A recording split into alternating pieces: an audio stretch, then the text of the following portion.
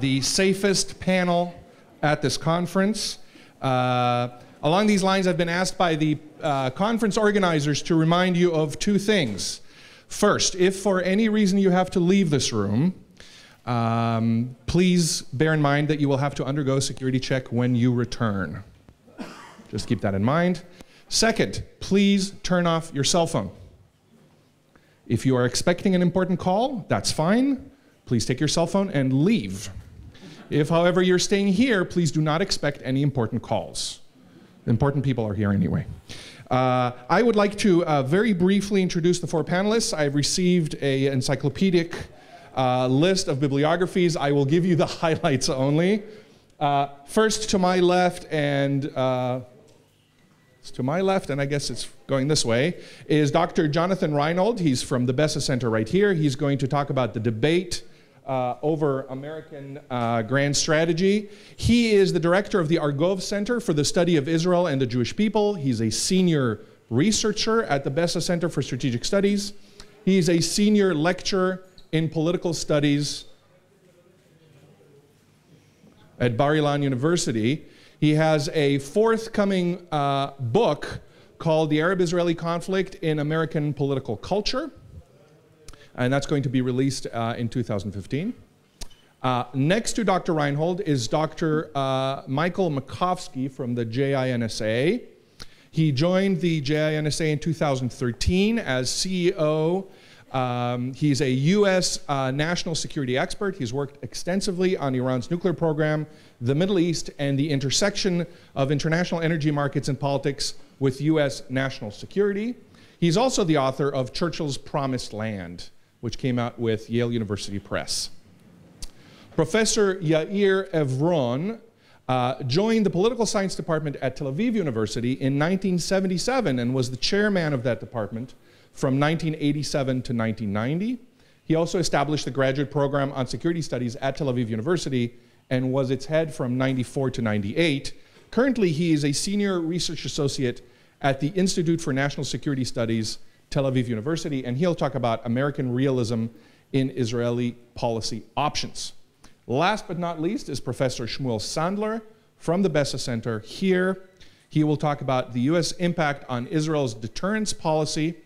He is a senior research associate at the BESA Center, Bar-Ilan University professor of political science, and of regional colleges associated with Bar-Ilan University. Please welcome them warmly.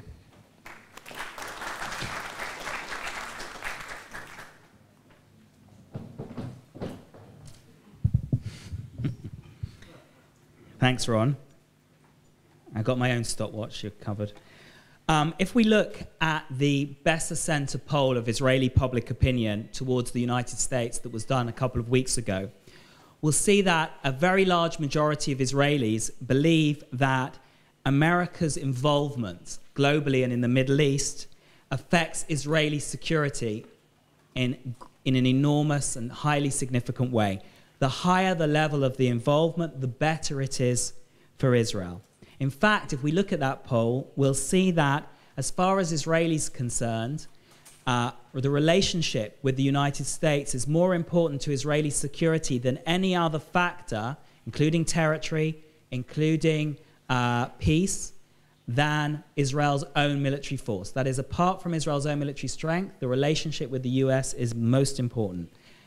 Levi Eshkol once was told that there was a drought, and he said, "Where's there a drought?" And they said, "In the Negev." He said, "Just as long as there's not a drought in America." If we look at Israel's security establishment, we'll see that after Dimona, after Israel succeeded in building a textile factory in the Negev, and after de Gaulle abandoned Israel, that the security establishment in Israel has been totally behind the centrality of the strategic relationship with the US, and over the years, that relationship has become more and more intertwined and multifaceted. Of course, Israel gains directly arms supply, political support at the UN and elsewhere, extended deterrence, but also America's involvement in the Middle East more generally is important to Israel because it underwrites a regional order that is to the benefit of Israel. So if we look at, I think, perhaps the most successful American move in the Middle East, which is bringing Egypt onto the American side in the Cold War in the mid-1970s, and then the Egyptian-Israeli peace treaty, but particularly the second disengagement agreement that Kissinger brokered in 1975, we'll see that the United States took the two strongest military powers in the region, and it put them on America's side in the Cold War, and it made them dependent on the United States for arms. It therefore created a balance of power in favor of peace and stability on American terms, from which Israel benefited, even though it was put under unprecedented pressure at the time. What I want to do in this presentation is look at how America looks at its grand strategy, how America thinks of its foreign policy in a general sense, and how that plays out and affects Israel. So my starting position is that a more assertive America, a more involved America is good for Israel. It doesn't mean that every single act of American involvement or every single time America is assertive, it's good for Israel, but as a general inclination, that's beneficial for Israel. And if we look at, I think, America today, we see three broad approaches. I would say we see an assertive approach, a cautious approach, and a centrist approach somewhere in the middle. And I would say that these approaches cannot be defined in the classic way. Either you're a liberal or you're a realist. Either you're an isolationist or you're an internationalist. I would say that there are liberal and realist versions of caution. There are liberal and realist versions of assertion. That it's really about a combination of four factors. How much you're willing to be engaged internationally and committed to allies, one. How much you're willing and you emphasize force or hard power against soft power and diplomacy, two. How much you think that international relations is basically about rational actors calculating their material interests, or is it that actually issues of identity, ideology, and regime type play a significant role? And lastly, whether you think that, and related to the third point, whether you think that blowback or balancing against power is a central dynamic in international relations. Do you think that when one power is assertive, that automatically produces a counter-reaction, and therefore it's counterproductive to be assertive, or do you not believe these things? And if we look overall, we can say that proponents of an assertive grand strategy tend to see Israel as a strategic asset, and they tend to think that resolving the Arab-Israeli conflict is unimportant. Perhaps it might even be a negative thing to try. And they tend to think that stopping Iran is very important and that Islamism is a major threat. Proponents of a cautious grand strategy would see Israel as a strategic liability. They think that resolving the Arab-Israeli conflict is of central importance and that it's basically possible to deter most types of radical Islamism, with the exception of transnational Sunni radicalism of the Al-Qaeda, IS, Islamic State sort. And centrists would see Israel as a strategic asset, but in a more conditional way. And they would see resolving the Arab-Israeli conflict as important, but not vital. What I want to do now is put some flesh on that skeleton and go into a little bit more detail of what each approach looks like from the inside out. What is the internal logic of each approach? And then say politically, how strong is each approach? Where does it hold sway? And finally, what does all that mean for Israel now and in the immediate future? So let's take the cautious grand strategy first. So the cautious grand strategy can be found among a minority of Republicans and conservatives and realists associated with that group. People like Chuck Hagel and Bob Gates, or candidates for the Republican leadership like Rand Paul. And though they come in different shades and different levels of commitment to this, that's true. But there's also dovish liberals on the side of the Democrats. The the Obamians, the group of people around President Obama, in the past people like Sandy Berger, who was former national security advisor under Clinton. They tend to favor a more limited form of US international engagement. Most are not isolationists, with the exception of Rand Paul. Less alliance commitments, less deployment of US military abroad, reluctant to intervene militarily, the Weinberger Doctrine, the Powell Doctrine. And in the Middle East, offshore balancing. America should stay out and only come in if there's a direct imminent threat, and then use its power to prevent the balance of power shifting against the US, sort of a last resort. The core logic of this approach is basically blowback, that assertiveness is a bad thing. It's what I would call the Princess Leia doctrine. As Princess Leia once said to Darth Vader, the more you tighten your grip, the more systems will slip through your fingers. It's interesting that Dick Cheney once referred to himself as the Darth Vader of the Bush administration, so I think that fits quite nicely. You have a realist version, which talks about counterbalancing, and you have a liberal version for caution, which just simply says, if you don't address real underlying political grievances, if you use force, you just increase resentment. It doesn't matter what the logic is, whether it's liberal or realist.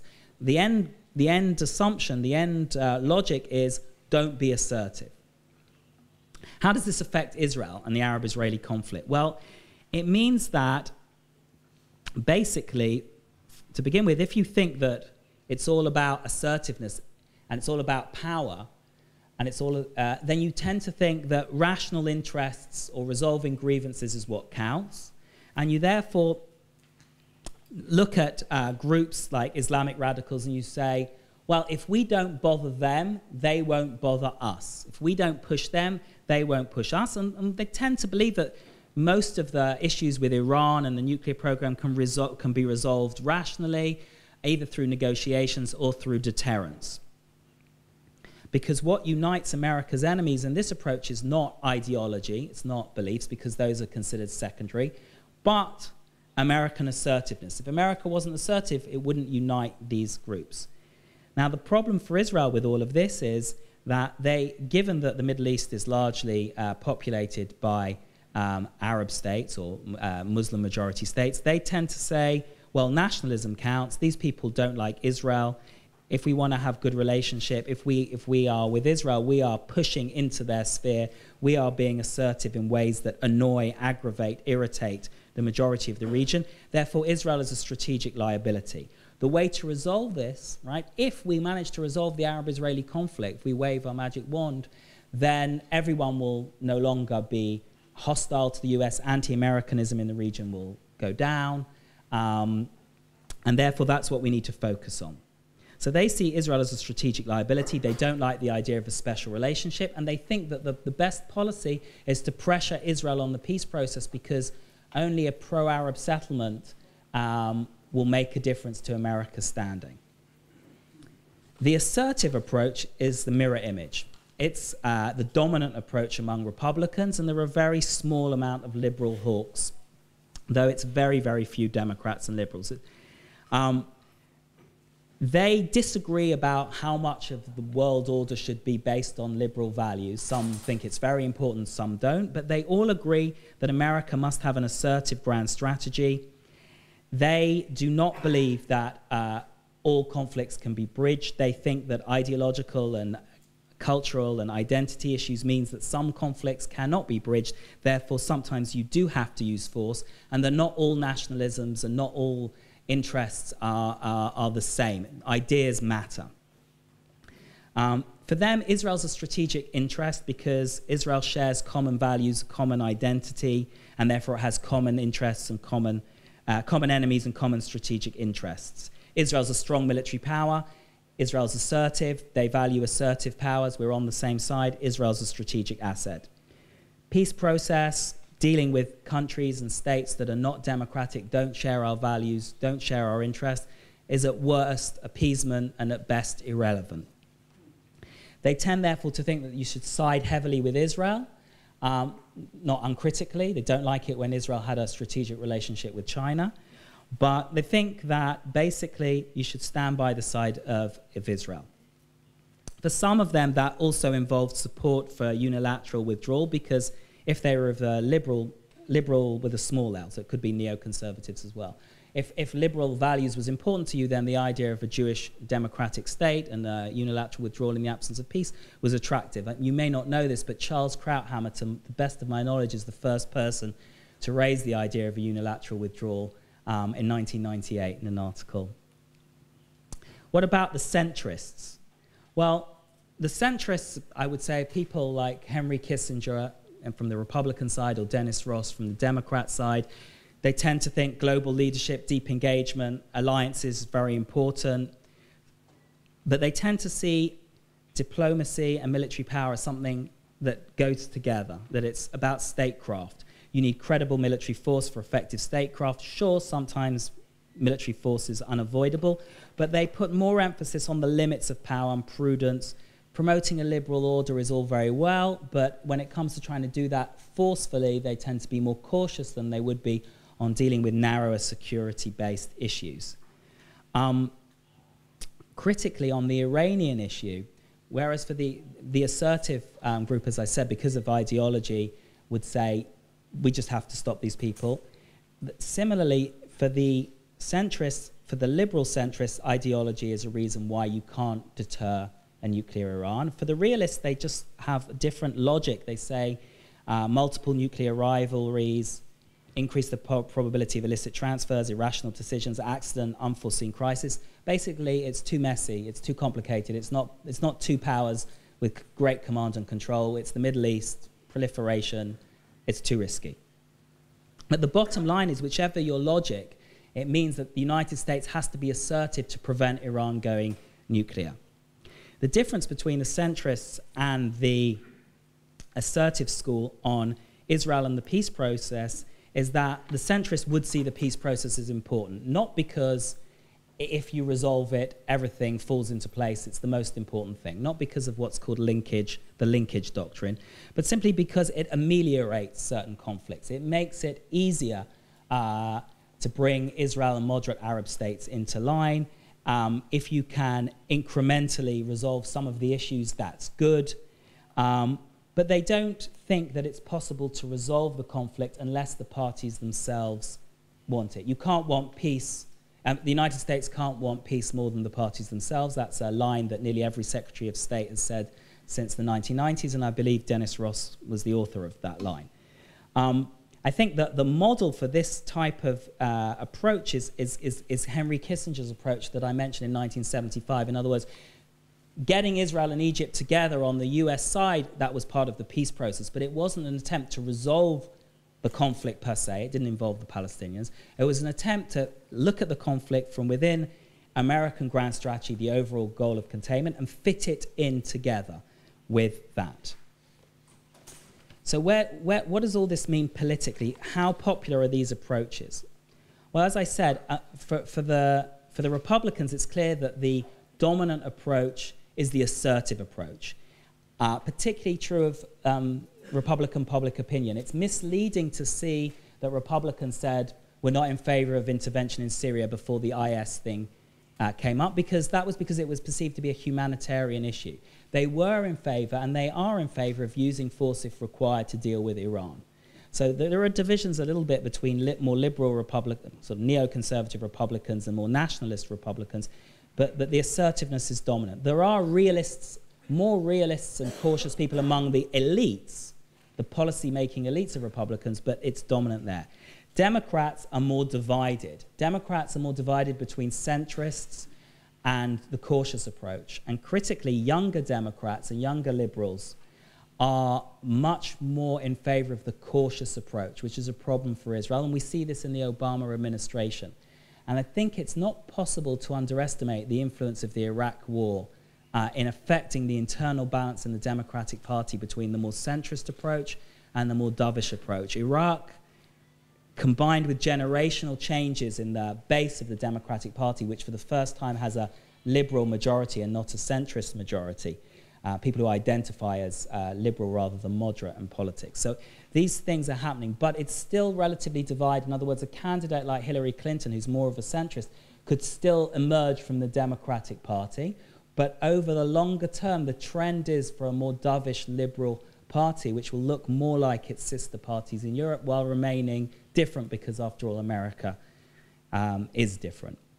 In terms of popular opinion, it does sway. There's definitely been a decline in the more assertive approach in the wake of the Iraq War and the wake of the economic downturning, but it's nothing that a few beheadings from ISIS can't correct. So that has changed. I think the critical issue for Israel in all of this is how they look at the Iranian question. And it's interesting, when you ask the American public, do you think if it comes to it you have to use force to prevent Iran going nuclear, you do get a majority in favor of that. But then if you ask, are we at that point, they tend to defer to the president. And I think that's where the leadership factor comes in and is critical. When we ask, what factors affect which strategy is adopted, some of them you might think are to do with capabilities, but America has the capabilities. It's not really a capabilities question, it's more a question of will. And here you have to look at, as I mentioned, the underlying generational changes in America, which, although there are twice as many conservatives in America as liberals, self-identifying, and conservatives tend to be more assertive. In younger generations, the youngest generation of Americans is the first in which there are more liberals than conservatives. So the trend over the long run would seem to be going in the opposite direction. And I think, as I said, the lessons of the interpretation of history are important, and particularly for America's emotional resonance. So American political culture, more than perhaps others, has a more of a dichotomous look at good and evil, and a beheading of ISIS, which is shocking the world over, but perhaps resonates more and has more leverage for an assertive approach in America than it might in European countries. I think the thing that I want to end with is that I feel that when I spent a year in Washington over a year ago now, I felt that the debate was very polarized, and there was a lack of what I might say I would call discernment.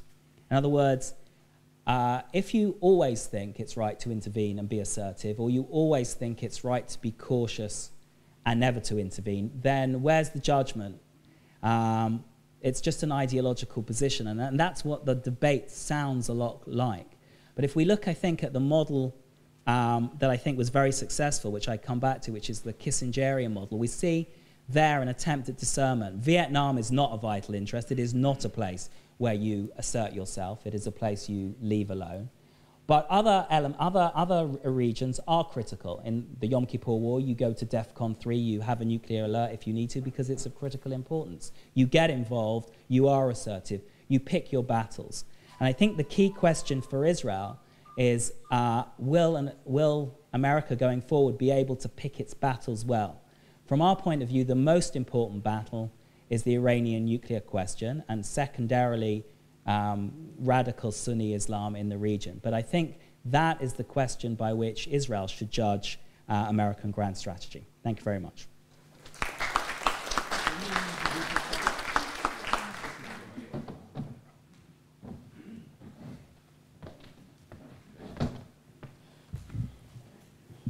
Is that all right? Yeah, okay. Okay, I'm Mike Makovsky. You hear me okay back there? Okay. I want to talk about U.S. in the region and our interests and where Israel fits in. I'm going to be simplifying a bit to make points, so just bear with me. I want to just, when you look back at U.S. Involvement in the Middle East, I think you could argue roughly there are three fundamental, long-standing U.S. objectives that still apply. One is support for Israel. Two is confronting and weakening Islamic extremism, which I think I see, which is a civilizational struggle. And three is ensuring a secure flow of oil from the Persian Gulf. Now, I think you could argue that maybe there's a fourth, like pursuing a two-state Israel-Palestinian solution, but I think that's more recent and also could be seen as part of supporting a strong Israel. Some might argue that promotion of democracy has also been a long-standing interest, but in fact it's been, the pursuit of that has been so inconsistent and intermittent that I don't think it qualifies at all as a long-standing policy. To secure these objectives, the United States has generally maintained a consistently close relationship with a lot of the same countries over the decades: Israel, Jordan, Turkey, Egypt, all the Sunni Persian Gulf countries led by Saudi Arabia. Our enemies have generally been the same as well, chiefly Iran, along with the extremists and terrorists, various extremists and terrorist groups. Now, the United States in the Middle East, like elsewhere in the world, doesn't always, or like a lot of countries, doesn't always pursue consistently its interests. Now, given what I think are the long-standing pursuit of objectives have been for the U.S., what has it been under President Obama? Now, I think he hasn't pursued these traditional three interests. Well, I'll explain. I see him a bit. I was talking a little before with Elliot and a couple others about this. I see Obama a bit, to use a historical analogy, a bit like Clement Attlee, who was Prime Minister of England after World War II, who spoke about the mess of centuries. And it was clear that Attlee was going to try to seek to undo that mess very quickly. And I think Obama pretty much has a similar view of the U.S., I think, foreign policy since World War II. And he sought to try to clean up what he saw as a mess. And he clearly, certainly in the Middle East, I think sought to reorient U.S. policy. And I'll just highlight a few key elements. U.S. policy in the Middle East. He blamed the West for much of the tension with the Muslim world. He's viewed U.S. power very warily, if not negatively. He's pursued consistently, perhaps more consistently than any other policy in his administration, a rapprochement with the Iranian regime, which has seemed not just a rapprochement, but actually a realignment with them, often at the expense, I think, of the Iranian people and other interests like supporting the Persian Gulf allies and Israel. It also raises questions about his interest in being opposed to Islamic radicalism. Now, I think also within the context of institutional national support for Israel in the United States, I think Obama certainly has been very cold at times, if not hostile to Israel. Certainly in mood, not always in policy, but there have been policies that seem to reflect that, and it certainly raises questions about his view of the traditional U.S. interests about supporting a strong Israel. Obviously, we could talk about some examples if you want in the Q&A. I think he also, on the issue of trying to weaken Islamic radicalism, he, on the other hand, embraced the Muslim Brotherhood in Egypt, as well as in Turkey, the AKP party led by Erdogan, who probably he spoke to more than any other world leader certainly in the first term, I think, of his administration. I think things changed about a year and a half ago for that relationship. And he was certainly less hostile than one could expect towards Hamas. Again, I think it raises questions about his view of the traditional U.S. approach to Islamic radicalism.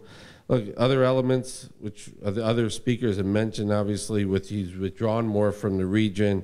He's lacked the strategy. Of course, a lot of presidents do. But I think I see him generally as a very untraditional president in his foreign policy, certainly in the Middle East. And again, going back to what I thought were the three basic traditional pillars of U.S. policy to the region, support for Israel, anti-radical Islam, support for our Persian Gulf allies, meaning a secure flow of oil in the region. It's hard to discern in his policies. It's hard to discern that he supports those three pillars. Now, again, I'm simplifying a bit to make a point. Obviously, the U.S. still has a big fleet in the Persian Gulf. We still have our bases in a lot of Persian Gulf region. He hasn't renounced the Carter Doctrine, not that anyone in the United States actually remembers the Carter Doctrine of January 1980 that made security of the flow of oil from the Persian Gulf a national security priority. He hasn't done any of those things. Those are really in place. That infrastructure is in place. I'm talking about more about policies that he pursued beyond the existing infrastructure. And I see him as I said, not supporting the traditional pillars of U.S. policy. Now, in the region, now what does this mean for Israel? I think that as the United States has abdicated under President Obama its traditional responsibilities and objectives and its policies in the region, I think in certain ways Israel has really kind of taken them up.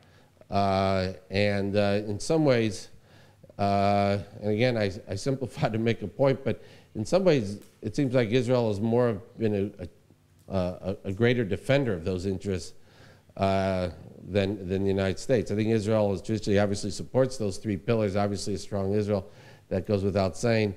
Anti-Islamic extremism, supporting the secure flow of oil. I think Israel has traditionally supported those, shares those interests. So now that the United States has kind of abdicated in pursuit of those interests, I think in certain ways Israel has taken up that role in a certain way. Again, beyond the existing infrastructure. And now let me give examples about each main interest. Secure flow of oil. Right now, that really means because again, the infrastructure is there, the U.S. military is there. We're not withdrawing our aircraft, well, not aircraft, our various naval ships and bases in the region. I think in many ways it's Israel much more than the United States. It seems more at least aligned with the interests of the Persian Gulf countries, much more than the United States has. Again, it not only in shared interests, but also in the policies Israel has pursued, which I'll explain. Never since 1948 have Israel and its Arab, at least its Sunni Arab, the Sunni Arab countries in the region had such an alignment of interests, and obviously it's actually one of the untold accomplishments, I think, of the Obama administration, is that it's actually brought he talked about bringing the Arabs and the Israelis together. He hasn't done that so much with the Palestinians, but certainly with the Sunni Arab countries in Israel, he's unintentionally brought them together, because I think both Israel and the Sunni Arab countries, Jordan, Egypt, Saudi Arabia, and so on, recognize they're kind of alone together. And as I said before, the United States has seemed to have been much more focused under Obama in its rapprochement with Iran, and actually seems to almost be realigning. And then on the other side is actually the traditional U.S. allies, the Israelis and the Sunni Arab countries, and you have them together. So I think it's been one of the great achievements of the Obama administration, and it's been completely unintentional. I think that the policies, certainly some of the policies that Israel and the Arab country, the Persian Gulf countries share, obviously strongly opposed to Hamas, strongly opposed to Hezbollah, and obviously extremely keen to prevent a nuclear Iran. And I think, again, on all those three issues that certainly matter to the Persian Gulf countries and their stability, it's Israel that not only shares more of their interests, but actually has done more than the United States to pursue those interests. For instance, on combating Islamic extremism, of course I'm not talking about Wahhabism here, I'm talking about, again, Hamas, for instance, which we all know the Arab countries not strongly oppose. Obviously, we just had Operation Protective Edge this summer. Some might argue here, as many have, that Israel should have done more.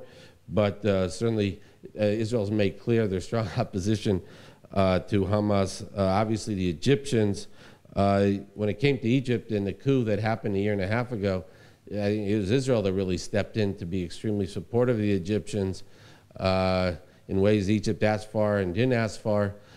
Both in the region, in country, in Sinai in the region, but also in Washington. Only more recently have you seen more that Egypt and the United States have kind of made up when Obama met with Egyptian President Sisi in September at the UN General Assembly. So I think when it comes to Hamas, again, here you have Israel much more aligned with the Persian Gulf countries than the United States is. And you would have thought that given our traditional interests, it should be the United States should be out in the forefront against Hamas. But again, it's been quite the contrary. I think on Hezbollah, again, here, I think Israel, of course, has been much more selective and cautious as how it's dealt with Hezbollah. Just the other day, there were reported attacks by the Israelis in Syria against certain Hezbollah. Well, it's unclear, but you know, Israel's made it very clear that they're very keen that they'll want to prevent the transfer of certain weapon systems to Hezbollah. Again, where's the United States in all of this? In fact, it seemed like it's unclear when Israel has attacked, or reportedly has attacked Hezbollah. It seems like some of the sources over the last couple of years have come from the United States government on that, and I don't really understand why that's the case. So here again, you have Israel, I think, again, and we all know that the Persian Gulf countries feel very strongly about, they're concerned about Hezbollah. So here again, I think it's the U.S., it's Israel taking the role that the U.S. should be playing in preventing, in weakening an Islamic extremist group. And then, of course, we get to Iran. Israel is, I would say, is the leader of the anti-Iran coalition. Again, it should be the United States. A nuclear Iran threatens all the three main pillars, the traditional pillars of U.S. policy in the region: a secure Israel, secure flow of Persian Gulf oil, and weakening or not eliminating radical Islam. So given that Iran embodies all that, and nuclear Iran threatens all those key interests, you would think the United States should be at the forefront. But on the contrary, it's Israel that is looked to as the leader of the what? Yeah, leading from behind. And I think that, I think the Persian Gulf Arabs look to the Israelis to attack. I'm in a minority in Washington because I believe Israel will at some point attack Iranian nuclear facilities, but again, I think that's not widely felt in Washington. So I think it's somewhat of an interesting moment in Zionist history, you know, given all the bad stuff that Jews and anyone pro-Israel, Israelis obviously focus on having to do with Israel, the BDS movement, the whole delegitimization movement, excuse me, you wouldn't know I was born and bred in the United States,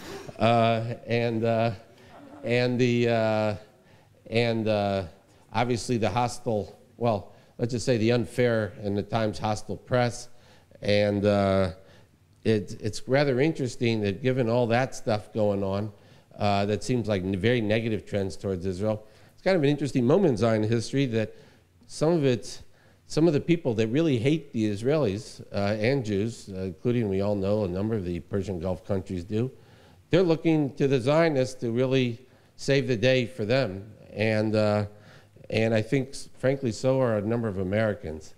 So I think, again, Iran is another example here of where it's Israel that is stepping in, and I believe will step in the role that the United States should be playing in the region. So in conclusion, I believe that the lapse in U.S. regional leadership is momentary. I think whoever becomes president next will follow much more traditional U.S. policies in the region, unlike we have in the current administration. The question is, going forward, is how much Israel will have to do and what will be the cost until then.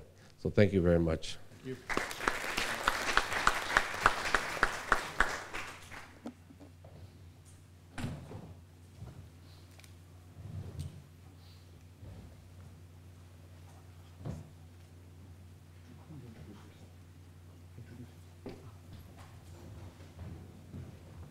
My name is Yair Evron.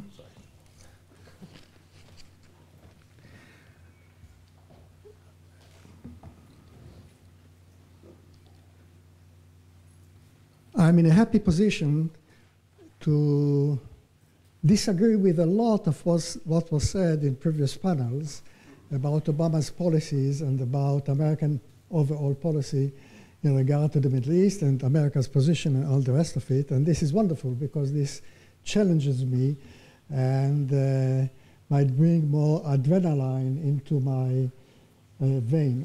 You are looking how many minutes I'm losing already. And, Well, keep introducing. yeah, true.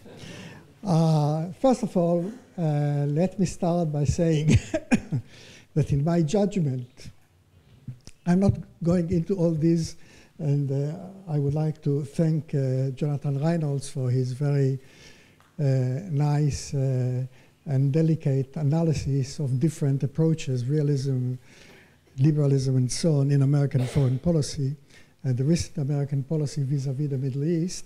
But it seems to me if I look at Obama's policy in general, and in the Middle East in particular, I think the best way to define him would be a cautious pragmatist.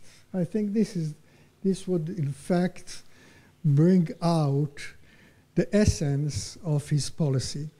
I think Obama is following former American overall objectives in the Middle East, keeping alliances, being still heavily involved in the Middle Eastern affairs and all the rest of it. The differences are, and here I would like to thank Michael Eisenstadt for pointing out the uncertainties attendant on military action in the Middle East. It seems to me that this was very appropriate. If we look at the test cases by which one can judge Obama's policy,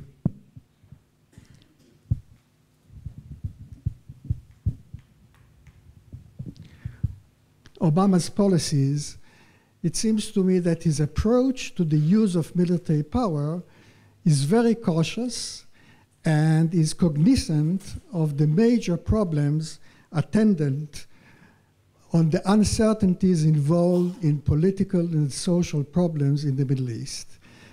I think a lot of the criticism against Obama is directed at his approach or his behavior vis-à-vis Syria.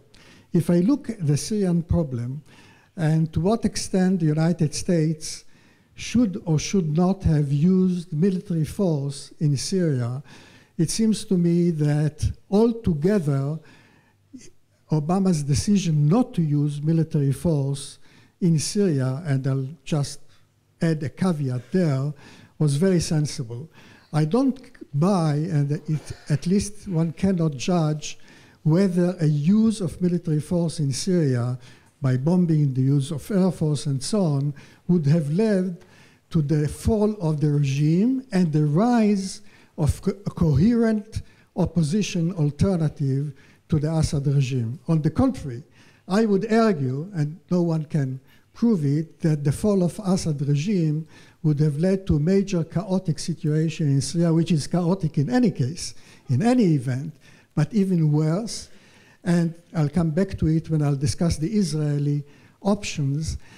From the specific Israeli point of view, it's better to have at least over part of Syria not solid, but a regime that Israel can handle, can deter, can in a certain way work with it in confrontational terms, not leading to a major escalation.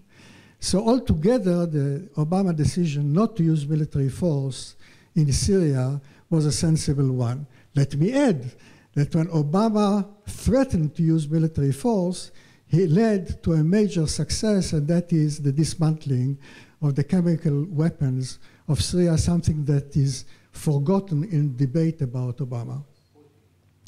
If we look at other areas where decisions were or had to be taken in terms of use of force, I think there was a mistake by the Obama administration, and that was the attack on Libya.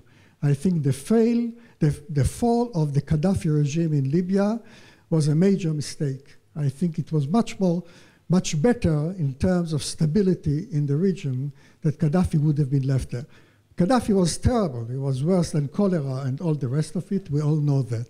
But at least the state was stable, and something which was very important, before Gaddafi fall, before that, there was an agreement of dismantling the potential nuclear capabilities of Libya, and there was an agreement, or a tacit agreement, that in exchange for the dismantling of the potential, they were just initial potential nuclear capabilities of Libya, the regime would be safe to a large extent. I think the attack on Libya destroyed this possibility and also sent a bad lesson to other powers in Asia and outside the major powers about the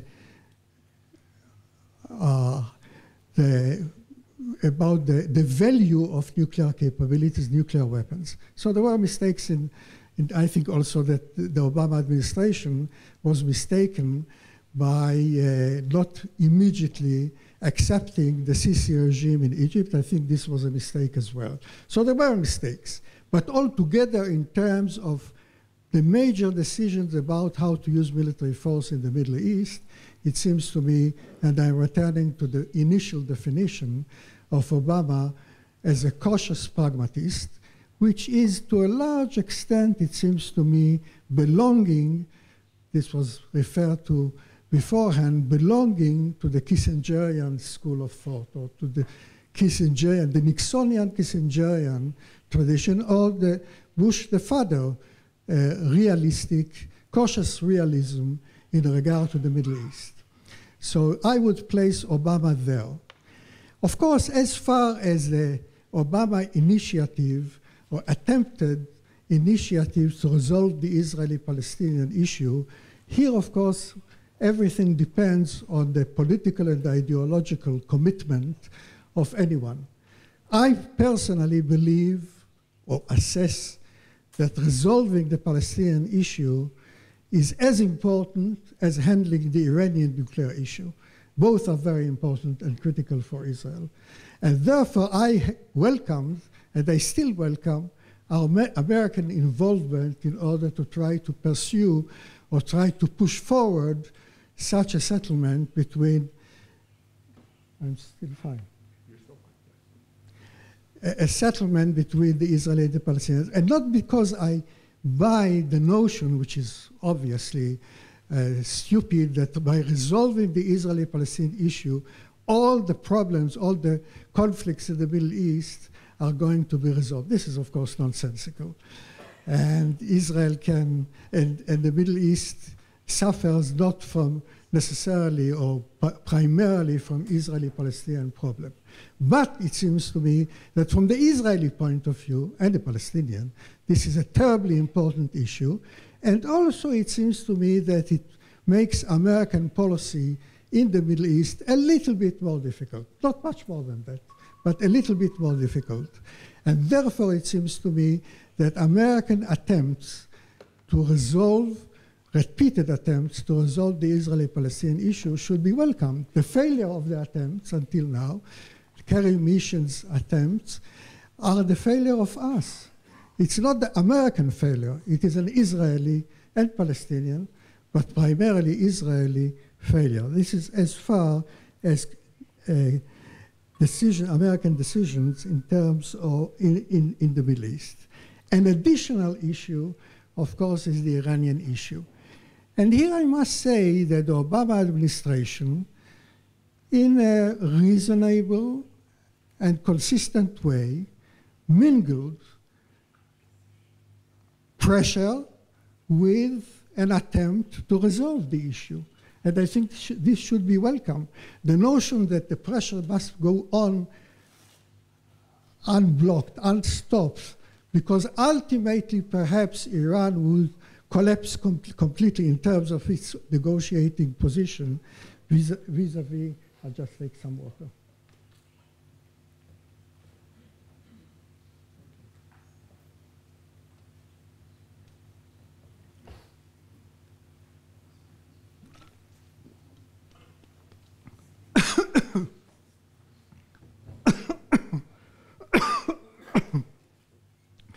the notion that this should be the approach to the Iranian problem, I think is a mistaken notion. Of course, pressure, of course, sanctions, even worse, even more.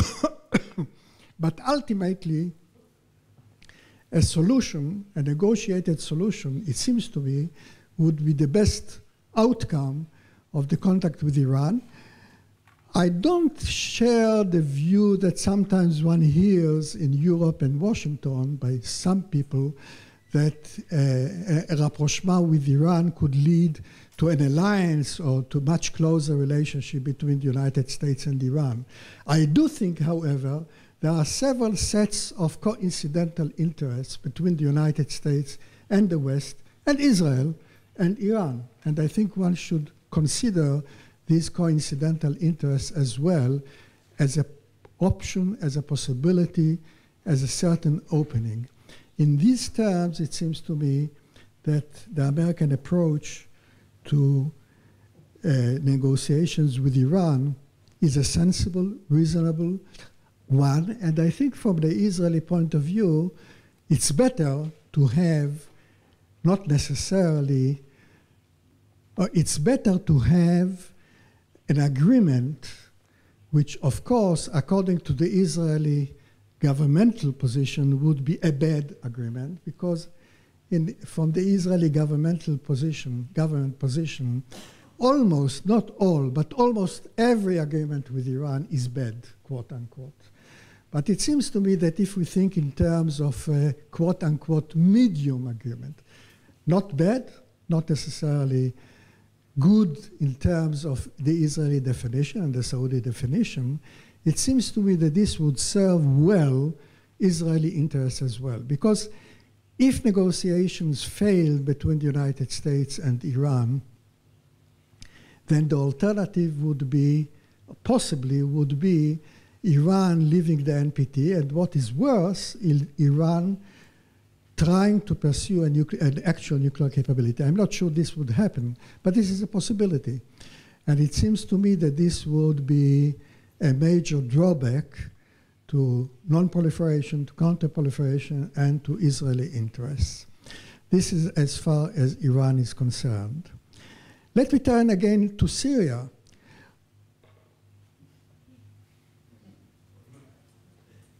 Let me turn again to Syria just to suggest or just to mention that in fact the Israeli, as you might understand, I am not sharing Israel's government's policy or position on many issues. However, as far as Syria is concerned, it seems to me that the Israeli policy is cautious and sensible.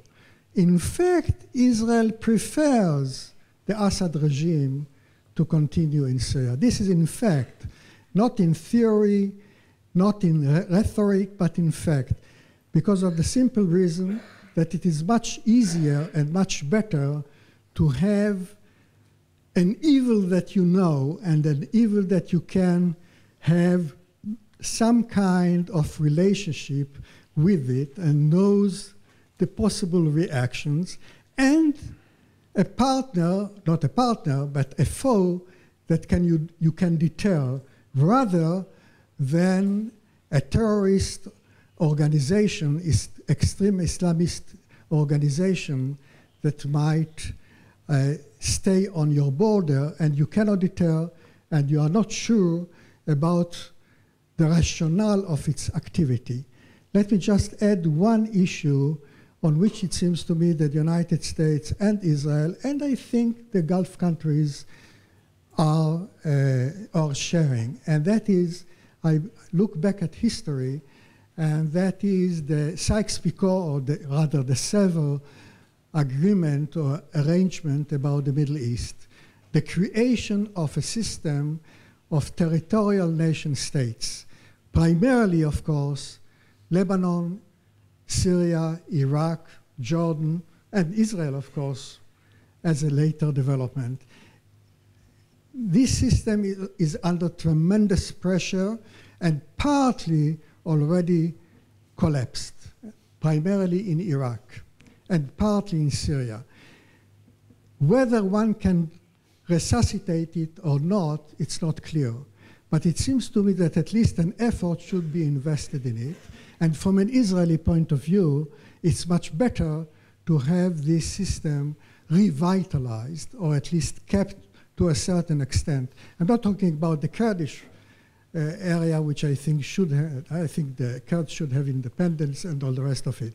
But it seems to me that it is important to revive, at least partly, the coherence of Syria and Iraq as a territorial states. And here, the American effort against Daesh is, I think, an important effort and should be backed rather than abandoned. Thank you. Thank you.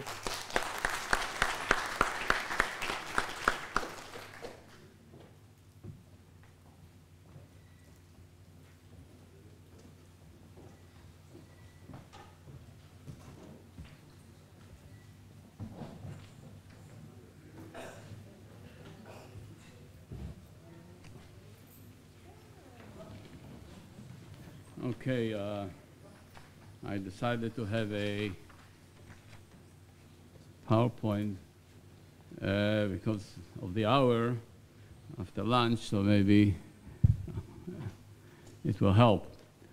I'll start with a story that happened to us last night when we went back, Ephraim and I and a colleague, on the cab.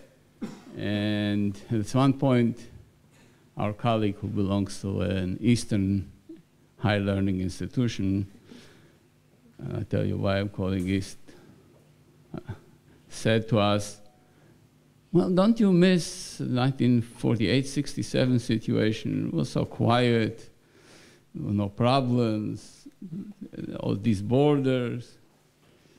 So I asked him, when did you come to Israel? He said, in 1979. And when were you born? 1960. So how do you miss that era? I mean, I lived through that era, so did Ephraim. It wasn't such a great era, and so on.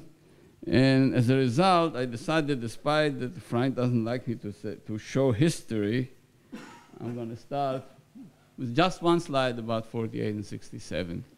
And by us, there was a tradition that you don't mention Harvard. So when Stanley Hoffman came to give us a lecture, and Robert Tucker introduced him, he said, I'm happy to introduce Professor Hoffman. He teaches in one of our northern institutions. So I decided to have here the Eastern institution. And let me start by talking about, I'm just mentioning it because it was very simple, indeed. 467 was simple. In effect, Israel's security was dependent on conventional deterrence.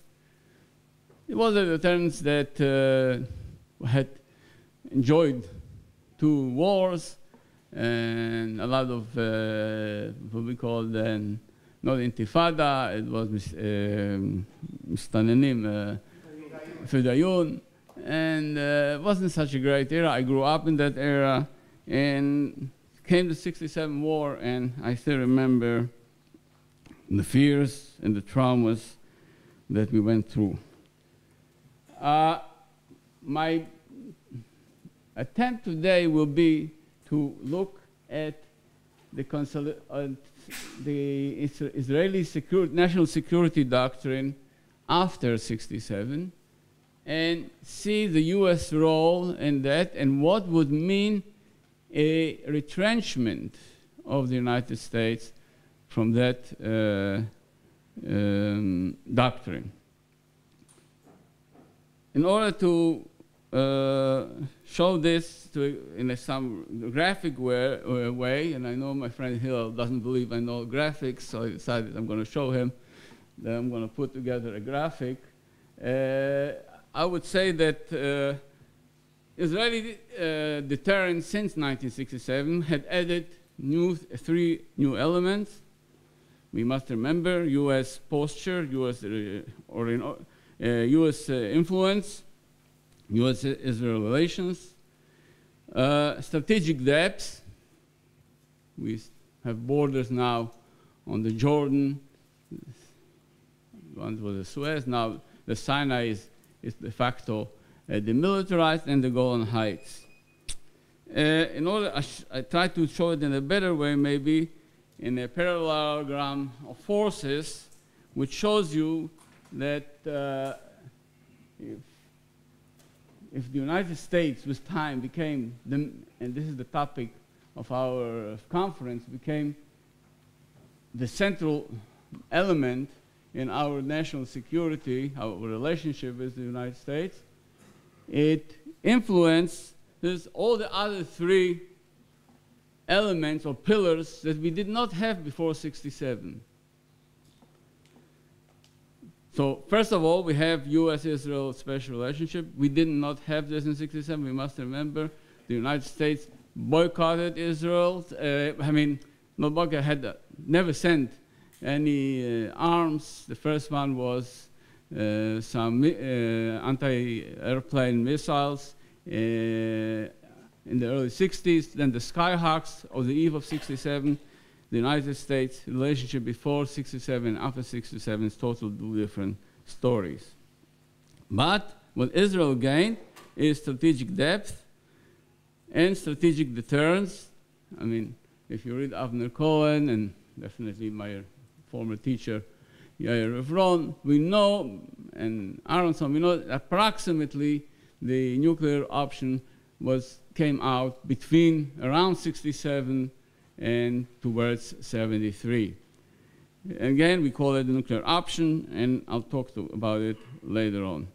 The U.S. role in all these three elements is detrimental. It's the most important. Yes, our conventional deterrence, we know, depends to a large extent on the United States. Strategic depth, we have a big debate with the United States. And also so is strategic deterrence. And we know that it took a long time until, at least tacitly, the United States was ready to accept what they call Dimona. Just to show you how this relationship involved, I'll give you three examples that from the same period, 1975, where some friends, semi-friends, or even foes, suggested a trade-off between all the three elements in exchange for U.S. guarantee. The first group was the two articles that came out by George Bull, which was Assistant Secretary of State in those years, and Senator William Fulbright, definitely not a friend of Israel, neither was George Bull. And the idea was, okay, we understand Israel has a strategic problem. Let's give her a security guarantees, but they must get out of the territories. My former teacher, Robert Tucker, I was then a student, and he asked me about this when he was writing then this article in which he suggests he also had doubts whether we will be able to keep our strategic depths. And he said, okay, at least if you won't be able to stand American pressures, try to get, and he was a friend of Israel, try to get out a deal. And the deal, he published it in a commentary article where he said, if you have to get out of deterrence, of the strategic depth, try at least to legitimize it. Oh, come on. Try at least to legitimize it. We say 20 minutes, no? No, 15 minutes. It's at least try at least to legitimize it by a U.S. strategic guarantee. The third one was took place also, I'll skip it, was after the 73 war, where there was a whole debate in which also Yair Evron participated, whether to allow Israel and to keep its, whether Israel should, in exchange of leaving the territories, leave what was called opacity, nuclear opacity, and come out with the bomb from the shelter. What did I want to say this? I want to say that, as I see it, the present status quo, despite all these pressures, and these are just a few samples of what was going on since then, Israel succeeded in maintaining all 4 pillars of its national security. Yes, we have all of them. As a result, no general war took place between Israel and the Arab states since 1973. Yes, we must remember, yes, we are over 40 years, right? That we did not have, Lebanon I don't count because it wasn't a general war between Israel and a state. We did not have so far a general war between Israel and Arab states. And nuclear opacity was maintained despite a big debate that's still going on until today. And I think here, me and Yair Evron are on the same side against others who would like to come out with Israel's nuclear option. Of course, there is a trade-off. Trade-off are, I mean, there's violence in the south, as it was, by the way, in the south, in the global arena. Instead of general wars, we have sub-conventional wars and with non-state actors like PLO, NSA, yes, with non-state actors like PLO, Hezbollah, and Hamas. And of course, recently, there is a threat of balance of terror. Now, what are the implications? I wrote here in following our panel yesterday, where Professor Stephen Davis said that the realists must think on the worst case scenario. What happens then if there is a US retrenchment from the Middle East?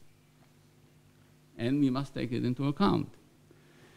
The result would be simple. And I list this, I'll go over it fast. Israel's reliance on strategic territorial depth increases. In other words, we will be less able to go for compromises. Reliance on nuclear deterrence increases.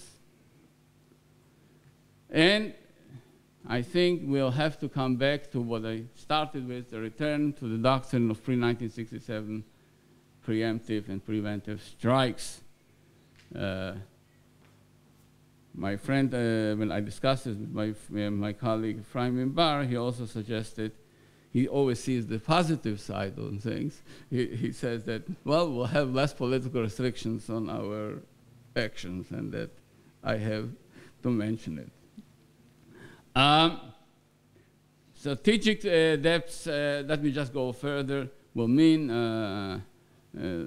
again, Jordan Valley and Golan Heights, and think about what would have happened today if we had given back the Golan Heights, as some of our even generals suggested. Well, how would we be, in what situation would we be now when Syria is disintegrating?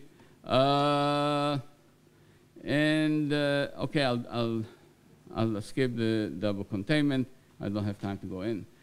Let me just mention that the strategic deterrence is important. Iran as a threshold nuclear power will promote a nuclear arms race.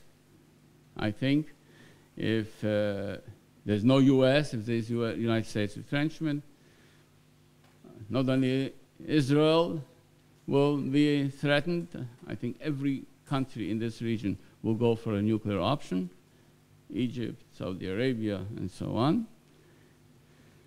And realignment in the Middle East, Israel and the moderate Arab states, again, this I see as a more positive. We may have a realignment in the Middle East between Israel and its Arab states and its Arab neighbors, the moderate ones, against its former allies, which were Turkey and Iran, with the establishment of the State of Israel.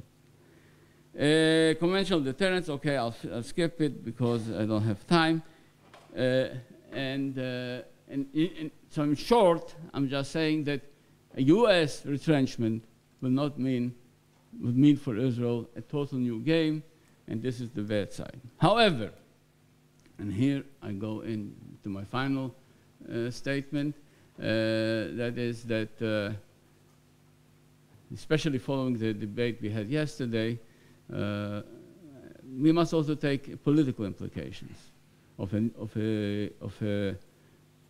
the role of the United States in the Middle East. And what I'm trying to say in the final slide is, look, if we want to keep the United States, and I think here I agree with my colleagues, Elliot and Stephen.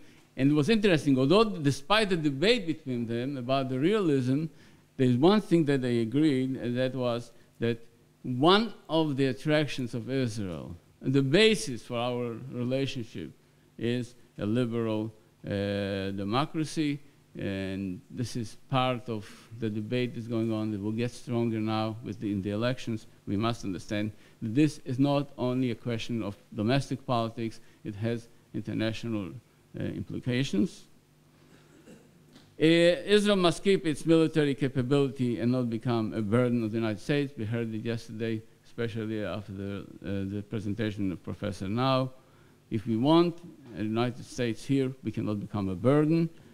And of course, and this I think I have some critique on my colleague Prime Bar in this conference.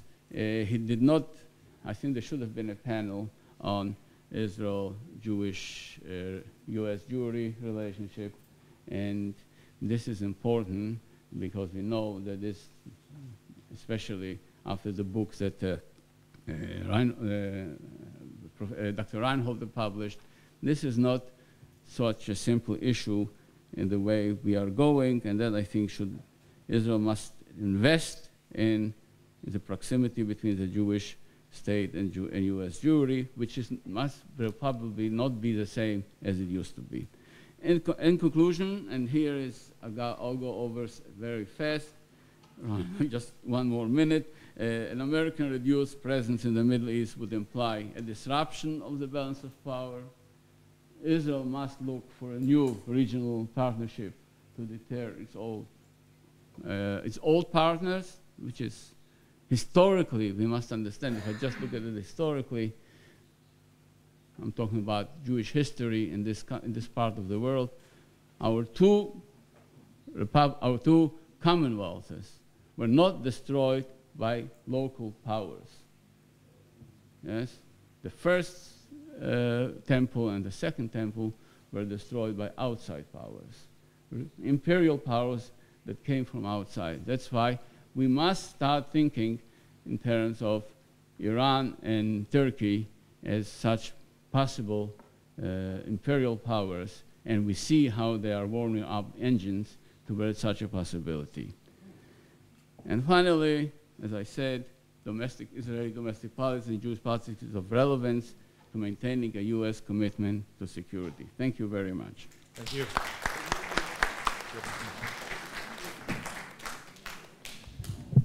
Okay, we have precisely 15 minutes for questions. I'd like to collect some questions. My requests are twofold. First, that you keep your questions as humanly brief as possible. And second, that you end them with a question mark. In other words, that they be questions and not sermons. Hillel, first question. I'm going to collect a couple questions and then throw them at the panel. When you say that you support American involvement with the attack against IS in order to maintain the state system, the Sykes-Picot state system,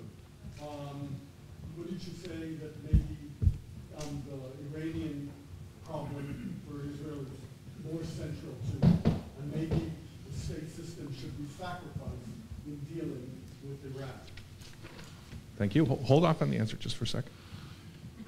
Yes, ma'am. Could you raise your voice, please? Yes, you mentioned we have coincidental interests with Iran. Please elaborate. Yeah, could you elaborate on the coincidental interests between Israel and Iran? Yes. Question to Jonathan. When you look at the data this morning, how long the shale boom would last or not last, and look at the situation that America needs another swing producer if there should be instability in Saudi Arabia. So isn't that a strategic, vital interest for the United States of America? You have a plan B in the post, Saudi Arabia stability war, or at least to check and balance the price maneuvering of Saudi Arabia. Is that something Israel should be worried about? Great. Any questions in the back? Take a question from here, and then I'll just hold off for a sec. Yes, sir. Evron is very popular. The following question. Some time ago, originally, if you will, the Palestinian community was clear that they did not want to accept Israel. That was their goal. When was the change? When was the debate or the political process within the Palestinian community which changed their basic commitment? Okay, and I'll take a last question, sir. How can we trust the U.S. after the failure to prevent North Korea to receive nuclear weapon? And we see that sometimes, like in Lebanon, 200 Marines were killed, and the U.S. left the region in Egypt. Second question, for us it's obvious that Iran is developing nuclear weapon. It's not a nuclear medicine department. So why to wait so long? If it's so obvious, you have to take measures. Great. I'll repeat the question for the translator. So in case you didn't hear, it's a question of one, given the U.S. reputation in the past, why should we trust the U.S. to stick it through this time? And question number two, given the very likely and reasonable suspicion that Iran is indeed developing a nuclear program, why wait, why hesitate? Why don't we start with Jonathan and move in that direction? Okay. 10 minutes. How many minutes? 10 minutes total. Okay, oil plan B. Yes, the United States, in my opinion, has a vital interest in the free flow of oil coming out of the Persian Gulf, and it has an interest that no force hostile to the US or likely to cause instability get control of a large share of oil, even if it is self-sufficient in oil, because it cannot keep itself away from the catastrophic effects on the rest of the world that would have. So yes, my point is that there are different interpretations about how you do that. How deeply does America have to be involved? Can you sit offshore, wait till it explodes and then deal with it? Or do you have to be more engaged the whole time? And if so, where particularly and where not? So I think, to me, that interest is clear. But I think there's a debate about how to deal with it. And there may, in future, when America does become self-sufficient, there may be people who say, well, actually, we don't need to care about it. I think that's wrong, but you might begin to hear that view more powerfully. The North Korea thing, I think that's exactly the point. I think that, as I see it, that the cost, if in 2003, the war that took place had an N on the end of it and not a Q, if it was Iran and not Iraq, things would have been very different. At that point, there was, if after 9/11 you say we can't allow Iran to go nuclear, we need to preempt, I think everyone's going to nod. And I think then you could have credibly threatened force, and I don't think anyone would have. I think America was in a position, a low cost diplomatically, to go for that, not zero cost. But after Iraq, it's a much higher cost. I think it's still doable, it's still possible, it's by far the best option. And without, it was said this morning by Emily Landau, without a credible military threat, I don't see any hope of the negotiations going anywhere. So I think you're right. I would just say that, yeah, American troops did leave Lebanon they redeployed offshore in 1983, but there are over 30,000 American troops in South Korea, and they've been there since 1950. So, we're not talking about isolationism. We're talking about a degree, how assertive and when to be cautious and when to be assertive, where to lay your cards down, what's really important and what's less important. Mike? I'll just say on the oil, I was an oil analyst at financial firms for a number of years before switching careers. And the other thing I'd say is that the United States, I think next year might be the largest oil producer in North America, in the world. North America is projected to be self-sufficient in its oil, certainly by the end of the decade, if not before. It's actually one of the great good stories going on in the United States in recent years. But I'll just echo that, look, the oil market's global. So even if we in the United States are self-sufficient in oil, we don't need to import any, which isn't the case yet, of course, as I said. But prices in the United States and obviously all our allies will be affected by oil. And obviously, I can't remember offhand, is it 25% or 30% of oil still comes out of the Persian Gulf? So obviously, it's if there was no oil coming out of the Persian Gulf, it would have a tremendous impact on the U.S. economy, let alone the economies of all our allies, and would only, so that's all I'd add.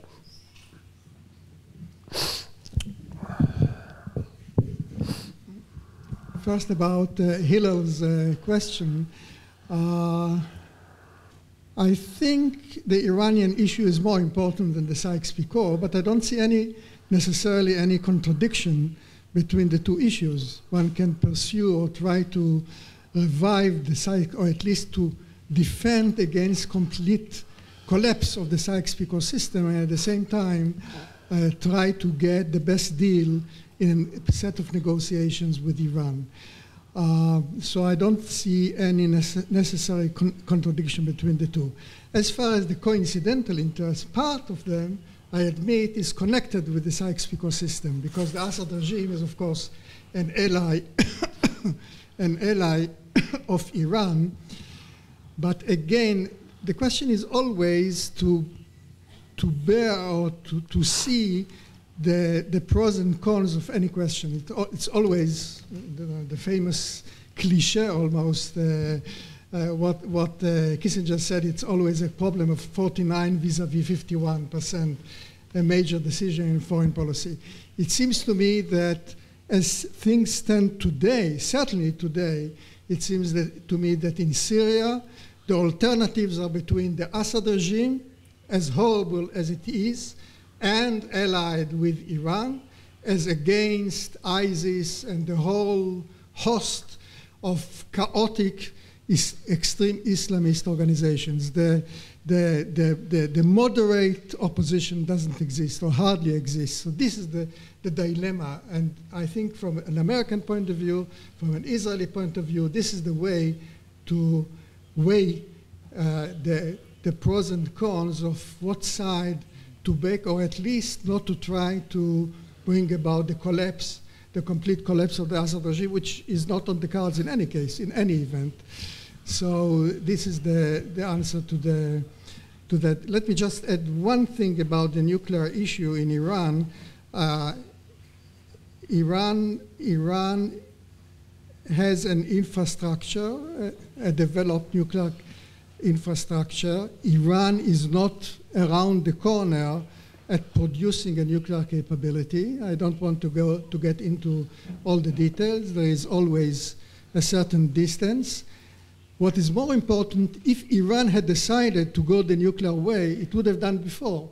It has not decided whether it really is ready to develop a nuclear capability, bearing in mind all the costs, the possible costs. And of course, an American credible military option is always an important card in the set of negotiations with Iran. I'll just say one word about Sykes-Picot. Yair said, I mean, we can be for Sykes-Picot against it, but it's not in our hands. And we know that Sykes-Picot is gone. And what we must know also, that Sykes-Picot put together here states which are not real states. And the only state which is real in this region, besides Israel, which is also these days, is Egypt. And even Egypt, look what the situation in Egypt is. So we must realize that we are here facing a totally new rearrangement, realignment, that we might see new states which weren't there before, and definitely this the terror situation, it challenges. I mean, religion is the penetration of religion into our area and all over the world. It's more challenging, but not only like Sykes-Picot. They're challenging Westphalia. They're challenging even the whole idea of territorial states as they emerged 300, 400 years ago, and the whole system is now under threat. So we are definitely in not easy times, entering not easy times, and we must take that into account.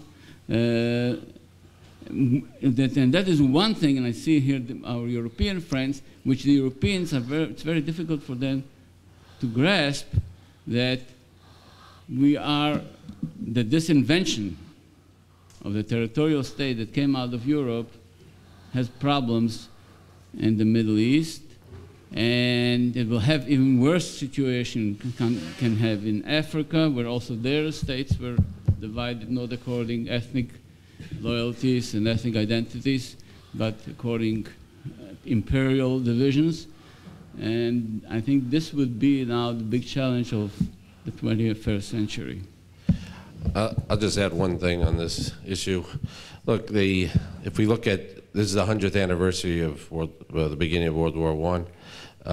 I think it's easy to say that the post-World War I settlement, certainly in the Middle East, but obviously a lot in Europe as well, was a complete debacle.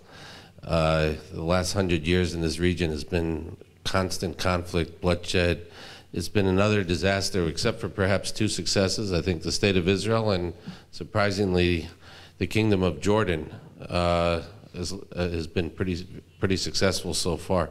I think the challenge, and what the post-World War I settlement did, was really break up the empire, of course, create these artificial states, as he just said. My own view, and I find that in the United States, maybe Elliot in the crowd has a different view on this, I don't see much of a debate about what to do going forward. There's no thought process.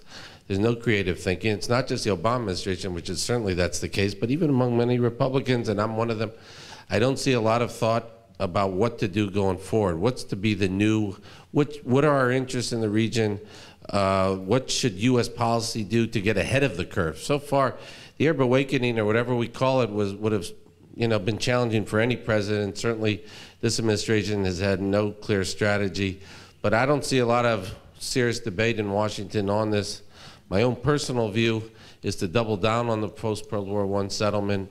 I've thought this for several years now, and that is which means to break up the states even further, starting with independent Kurdistan, and I think in Iraq, and also I think you could look at what the Israeli-Palestinian talks, if they ever succeed in finding a resolution, is also part of the solution, which is really to break up what was the British mandate. You have Jordan in the east, and then this area in the west of the Jordan be broken up further between a Palestinian state and a Jewish state. And I think what the Israelis and the Palestinians attempt to do sometimes and say they're trying to do is really a model of what has to be done across the region, how to break up the region even further. It might not succeed, and I could see a lot of downsides to what I'm arguing, but I think what we could argue is that the status quo, to the extent that it exists, is untenable, and there has to be a lot more creative thought going forward. Please thank me in joining the panelists. Join me in thanking the panelists. Join me in thanking the panelists. And thank you all for your patience. I strongly urge you to stay in the room. And thank you, Ron, for chairing. Yeah, but then you have to undergo the security check.